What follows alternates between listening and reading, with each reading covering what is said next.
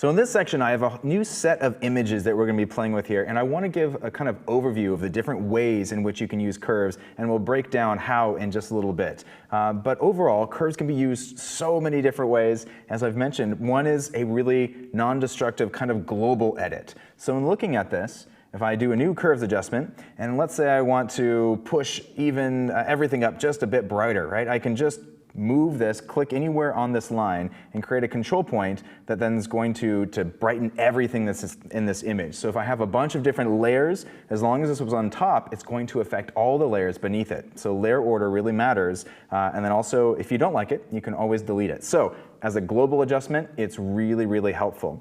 Also, for setting your sort of white points and black points, let's say we're looking at this image, and I do a new curves adjustment, and let's say I want to make those blacks even darker. So down at this bottom gradient, I can slide this around, right, and make that even, crush those blacks even more if I want to make it more dramatic or more contrasting. So we'll get into how that works in a section coming up, and also similarly with our white point. So sometimes we'll have times, and I'll look at some situations where you shot underexposed and you just need your lightest parts to actually be white. So this is a really great function to very easily set what the brightest point is, just with a very simple slider.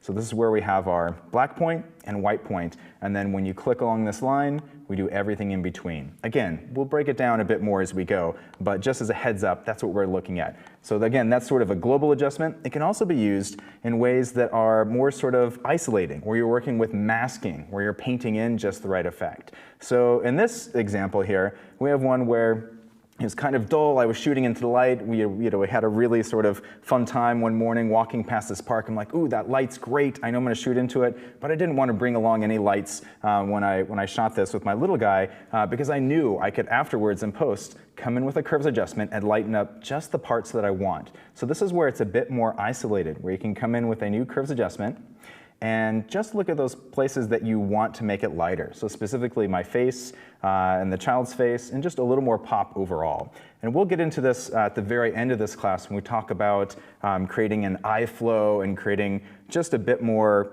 contrast and a hierarchy to an image when we get more nuance. But let's say I want this to be brighter, so I can add some fill, but I still want those blacks to be in there. And this is what's nice about a curves adjustment as an adjustment layer, is it comes with a mask, right? It has that batteries included sort of thing. So right here, anything on a mask that's white is going to reveal that layer's content. In this case, it's revealing that curves adjustment, just like that global edit we just did.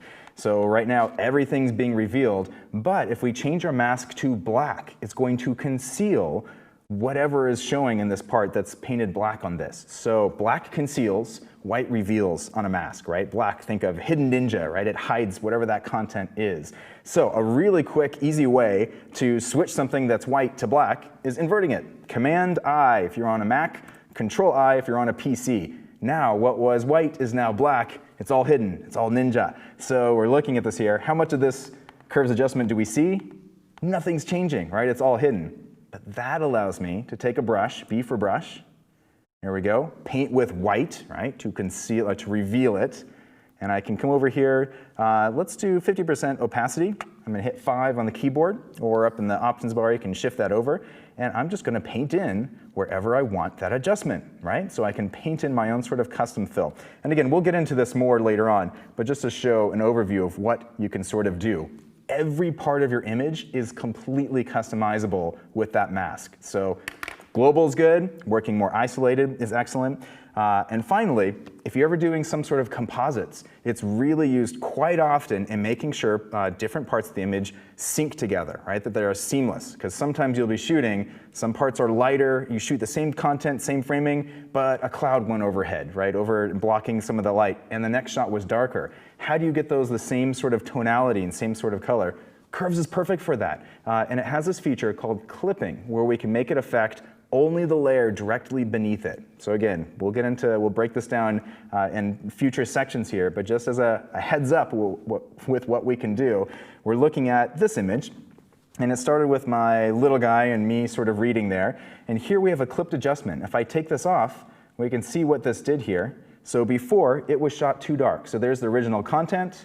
When you add a clipped adjustment to this, this is how you make it sink in with what we're seeing. There's still some color issues and some other things with it, but just from one adjustment, we can make it completely match everything else that we're seeing. So in the next section, we're actually going to jump into more of these features and really go into how the different parts of curves works and the different features that you can use to manipulate to get these kinds of results.